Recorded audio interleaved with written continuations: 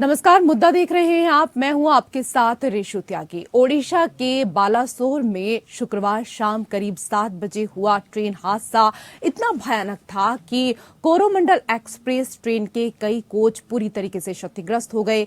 एक इंजन तो मालगाड़ी के रैक पर ही चढ़ गया।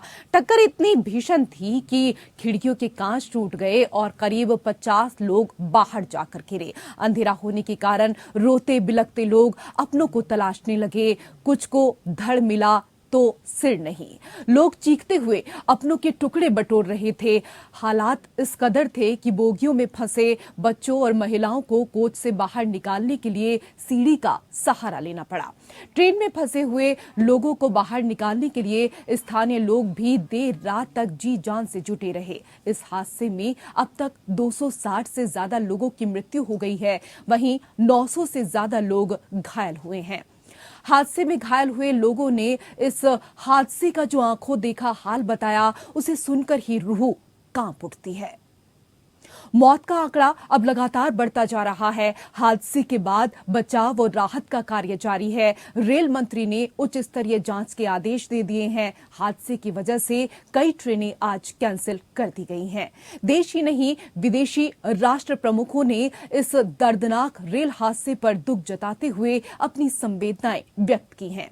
बालासोर में दुर्घटना स्थल पर पहुंची पश्चिम बंगाल की मुख्यमंत्री ममता बनर्जी ने कहा कि ये राजनीति करने का समय नहीं है। रेल मंत्री अश्विनी वैष्णव और शिक्षा मंत्री धर्मेंद्र प्रधान के साथ मौजूद ममता बनर्जी ने कहा कि मैं यहाँ रेल मंत्री बीजेपी सांसदों के साथ खड़ी हूँ।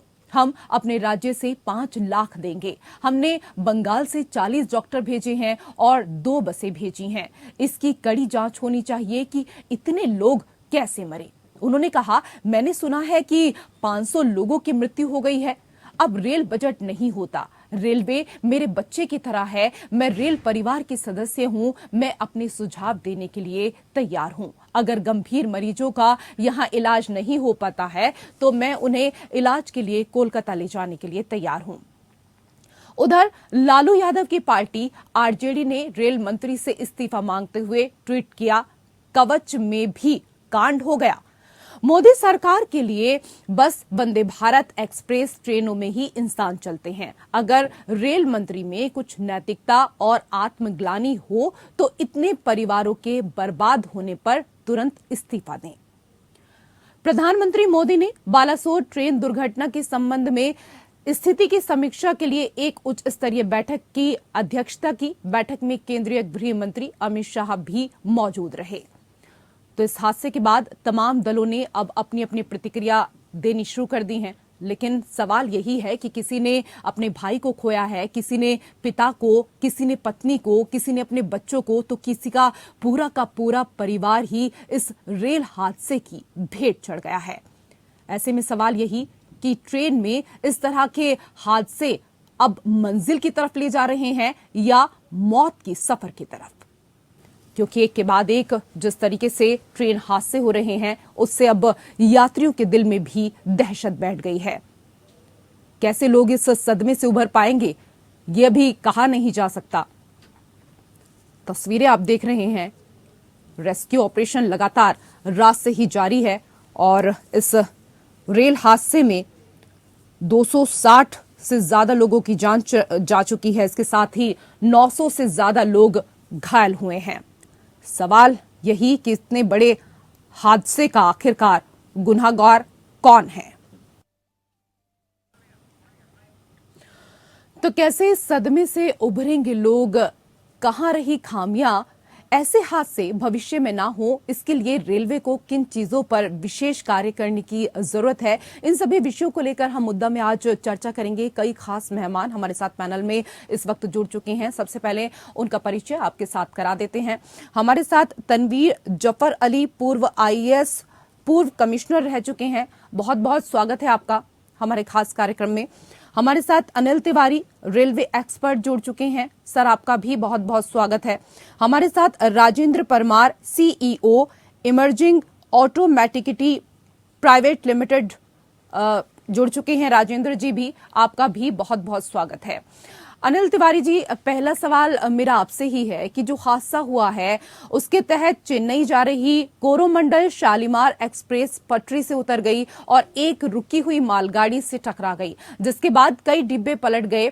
इसके बाद यशवंतपुर हावड़ा एक्सप्रेस पटरी पर उतरे डिब्बों से टकरा गई। यानी ये जो रेलवे की भीषण दुर्घटनाओं में से एक है, ये भी डिरेल का मामला है। भारत में रेल दुर्घटना के अधिकतर मामले रेल ट्रैक से उतरने के ही सामने आ रहे हैं। क्या तकनीकी कारण है और रेलवे इससे क्यों नहीं उभर पा रहा है? सर, आवाज मिल पा रही है आपको? चलिए, लगता है कि आवाज हमारी नहीं पहुंच पा रही है। तनवीर जी, भारत में बड़ा रेलवे नेटवर्क है, हम हाई स्पीड ट्रेनों की तरफ तेजी से बढ़ रहे हैं, जबकि ट्रैक की स्थिति शायद उनके अनुकूल नहीं है। ऐसी घटनाओं से यात्रियों में रेल यात्रा को लेकर अविश्वास और भय का माहौल अब देखने को मिल रहा है। जी, आप बिल्कुल ठीक कह रही हैं। दो चीजें हैं, एक तो है रेलवे का मॉडर्नाइजेशन और दूसरी तरफ है जो एग्जिस्टिंग हमारा नेटवर्क है, रेलवेज हैं, उसमें पैसेंजर सेफ्टी, यात्रियों की सुरक्षा। मैं समझता हूं कि एक जान की भी कीमत बहुत होती है, ह्यूमन लाइफ की बहुत वैल्यू होती है। हम लोग आधुनिकीकरण कर रहे हैं, अच्छी बात है, लेकिन मेरी यहाँ आने से पहले एक डीआरएम थे मेरे साथ, डिविजनल रेलवे मैनेजर झांसी, उनसे बात हुई तो उन्होंने बताया कि ये कवच सिस्टम इनको सब जगह कर देना चाहिए था अब तक। एक्चुअली वो कवच सिस्टम में ये होता है कि अगर सामने से ट्रेन आ रही है तो ऑटोमेटिकली दोनों ट्रेन पे ब्रेक लग जाएंगे, वो रुक जाएंगी और क्लैश नहीं होगा। ये तो हुई एक बात। नाउ क्लैश, ये जो कवच सिस्टम है ये बहुत इम्पोर्टेंट है, इसको पता नहीं अब तक क्यों इस पे आगे काम नहीं हुआ।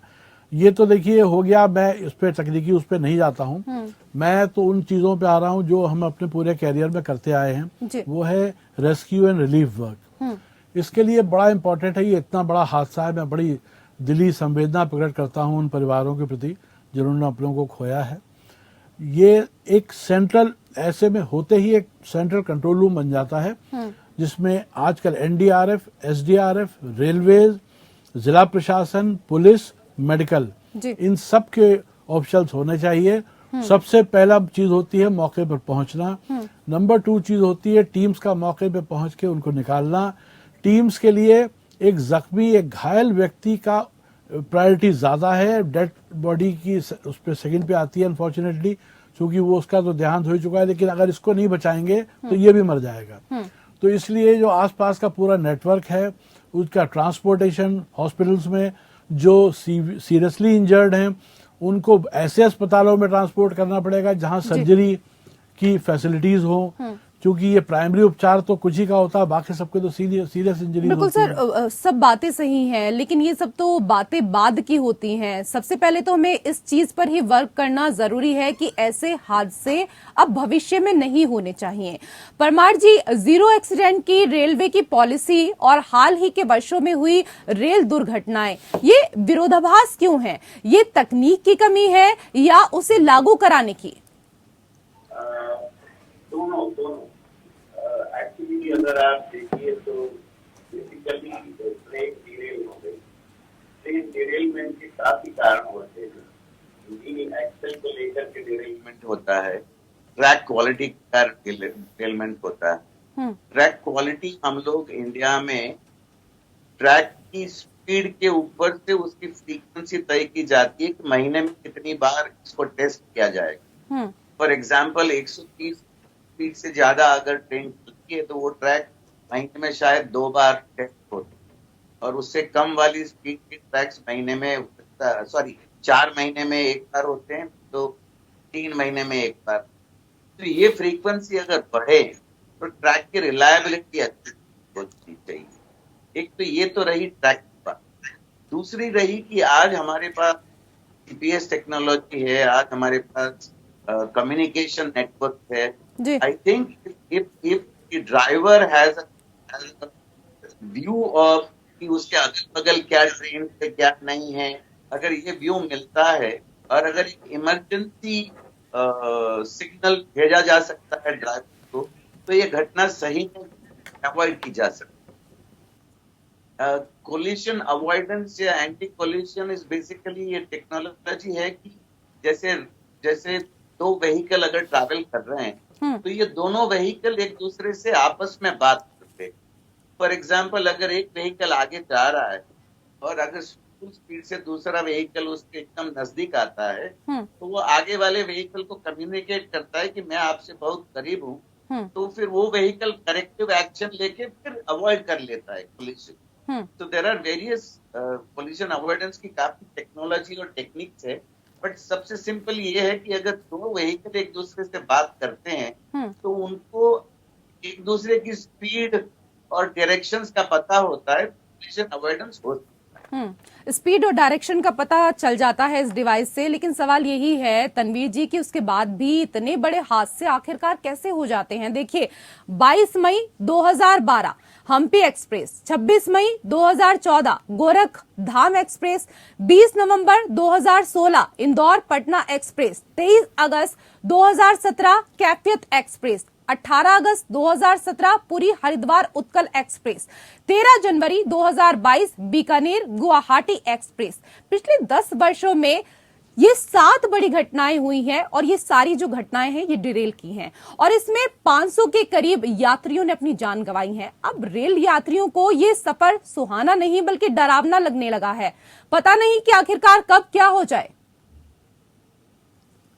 तनवीर जी, मुझे बोला जी देखिए, आप बिल्कुल ठीक कह रही हैं। जैसे अभी अभी एक हमारे पैनल पे जो श्रीमान थे उन्होंने कहा ट्रैक टेस्टिंग, तो ट्रैक टेस्टिंग रेलवे का काम वो बहुत इंपॉर्टेंट है। उनको देखना है कि किस ट्रैक की ज्यादा टेस्टिंग होनी है। नंबर 2, जो कोलिजन की आजकल मॉडर्न डिवाइसेस आ रही हैं, जो अभी आप कह रहे थे कि वो एक दूसरे से बात करें, पता करें। बात के अलावा जो ये मैंने आपको बताया कवच के बारे में मैंने सुना था, वो पढ़ा था। कवच में ये है कि अगर आमने सामने ट्रेन होंगी या ऑब्स्ट्रक्शन होगा तो ट्रेन अपने आप ऑटोमेटिकली ब्रेक लग जाएगा। तो ये सब चीजों को हमें डेवलप करना है, वो सबसे पहले जरूरी है, बजाय इसके कि हम अपना पैसा और चीजों में खर्च करें। Passenger safety I think is the most important thing, और रेलवे को ये चाहिए कि फ्यूचर में यही करें कि इस तरह की टेक्निक अपनाएं जिससे कि मिनिमम, अब मैं तो ये नहीं कह सकता इतना बड़ा नेटवर्क है कि 0 एक्सीडेंट, तो खैर वो पॉसिबल नहीं है, बट जो भी हो कम से कम हो ताकि उसमें जान माल की हानि कम से कम हो। बिल्कुल परमार जी, एक्सीडेंट रोकने को लेकर अगर रेलवे की बात करें तो रेलवे दावे तो बहुत करता है, कमिटमेंट तो बहुत करता है, फिर कमी कहाँ रह जाती है? तकनीक की कमी रह जाती है या फिर इम्प्लीमेंटेशन नहीं हो पाता है, उसकी कमी हो जाती है? किस तरीके से आप इसको देखते हैं?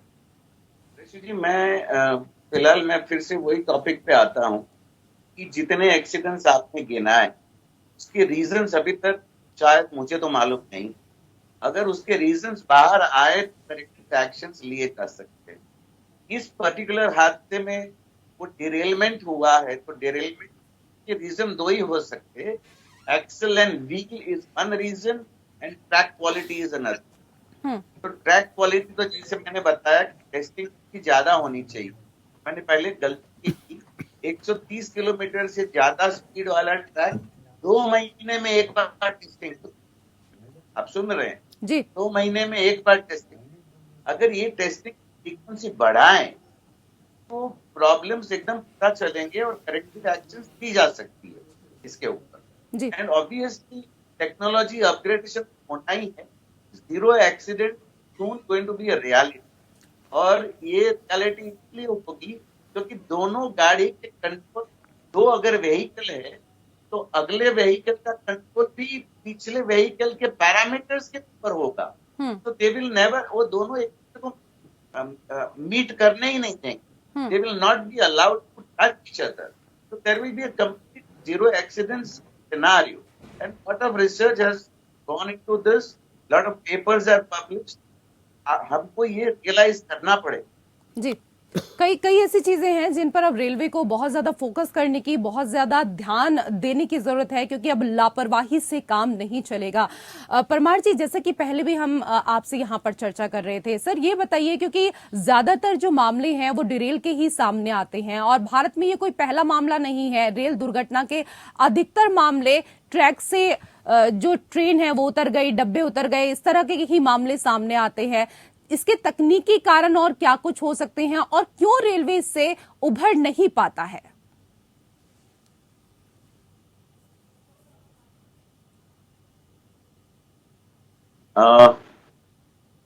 आप सुन सकते हैं मुझे? जी जी सर, मैं आपको आपको सुन पा रही हूँ।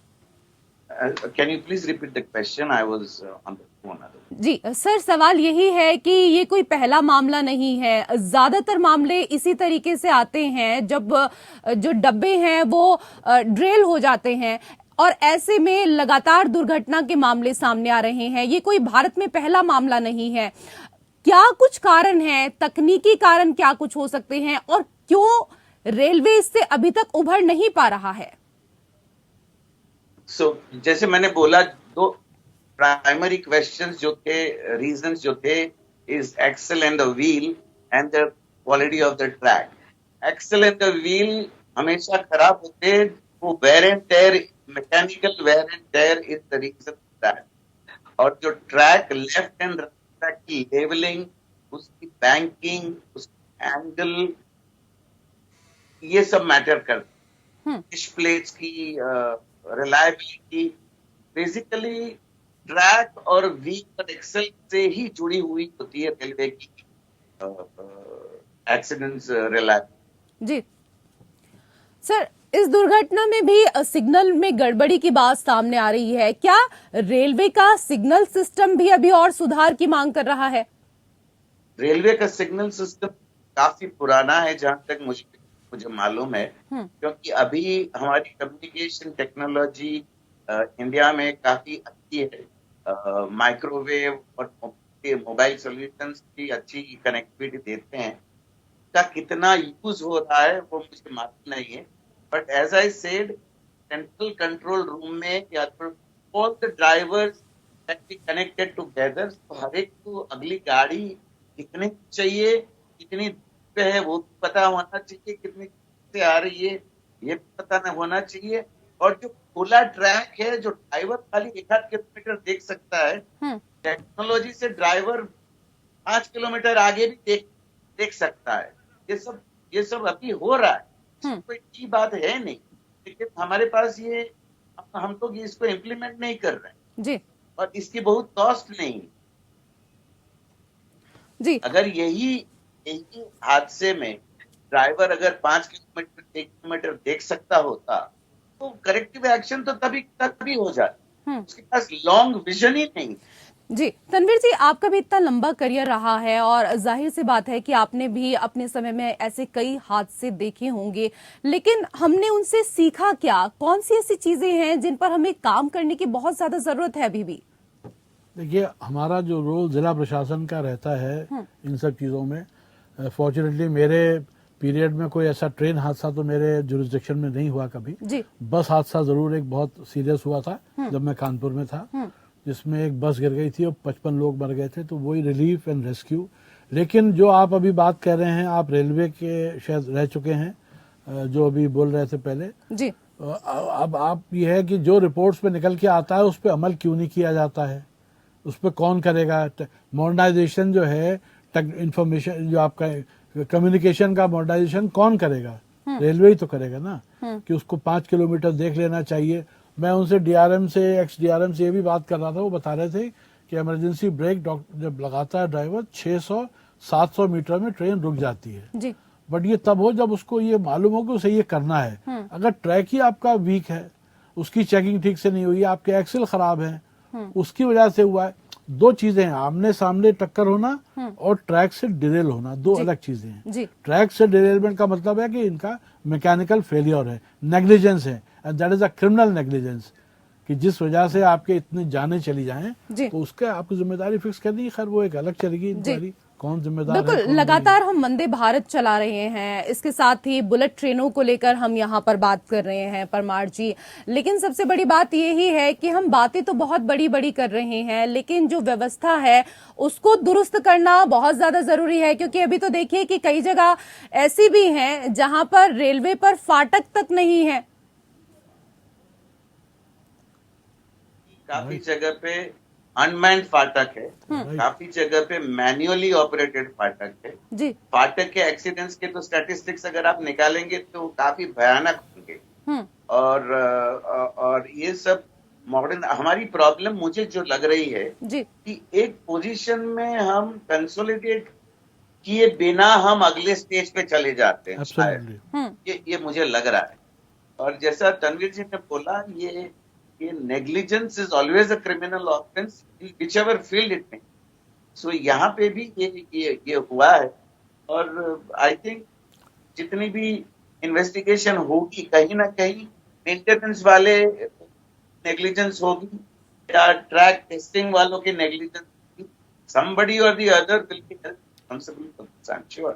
जी जी, बहुत बहुत शुक्रिया आप दोनों का हमारे साथ इस चर्चा में जुड़ने के लिए। और इसी के साथ मुद्दा में मेरे साथ फिलहाल इतना ही। नमस्कार।